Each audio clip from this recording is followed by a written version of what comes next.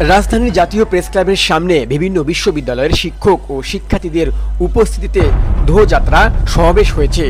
শুক্রবার 2 আগস্ট দুপুর 2:30টার পর সমাবেশ অংশগ্রহণকারী শিক্ষক শিক্ষার্থীরা গান, কবিতা, পথনাটক পরিবেশন করেন, দেন নানা স্লোগানও।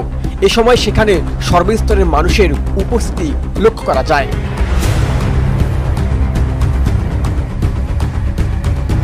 বেলা 3:30টায় তারা তাদের সমাবেশ শেষ করে প্রেস ক্লাবের সামনে থেকে শহীদ মিনারের উদ্দেশ্যে মিছিল নিয়ে যান। সমাবেশ চলাকালে প্রেস ক্লাবের সামনে বিপুল সংখ্যক পুলিশ সদস্যের উপস্থিত থাকতে দেখা যায়।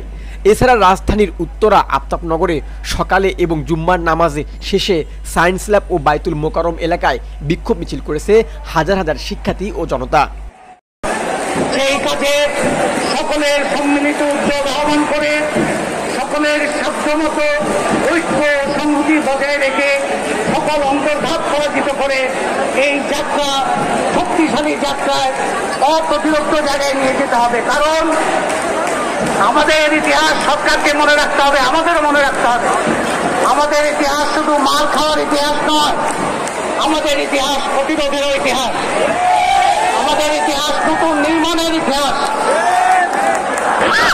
সেই ইতিহাস নির্মাণে আমরা সবাই সম্মিলিতভাবে ভূমিকা পালন করব এই প্রত্যাশা রেখে যারা প্রাণ দিয়েছেন, যারা জখম হয়ে জুলুমের মধ্যে পড়ে আজকে বিভিন্ন জায়গায় চিকিৎসাধীন আছেন, তাদের প্রতি আমাদের দায়, তাদের প্রতি আমাদের ভালোবাসা, তাদের প্রতি আমাদের অঙ্গীকার এই বাংলাদেশকে অবশ্যই মুক্ত করতে হবে। সেই মুক্ত স্বাধীন বাংলাদেশে এই মুক্ত স্বাধীন বাংলাদেশের লড়াইয়ে সবাই।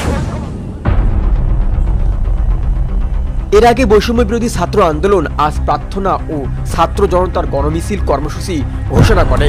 এতে বলা হয়, আজ সারা দেশের মসজিদে জুম্মার নামাজ শেষে দোয়া, কবর জিয়ারত, মন্দির, গির্জাসহ সব প্রার্থনালয়ে প্রার্থনা ও জুম্মার নামাজ শেষে ছাত্র জনতার গণমিছিল অনুষ্ঠিত হবে। দেশের সব স্তরের নাগরিকদের এই কর্মসূচিতে স্বতঃস্ফূর্তভাবে অংশ নেয়ার আহ্বান জানানো হয়। টাইমলাইন বাংলাদেশ, ঢাকা।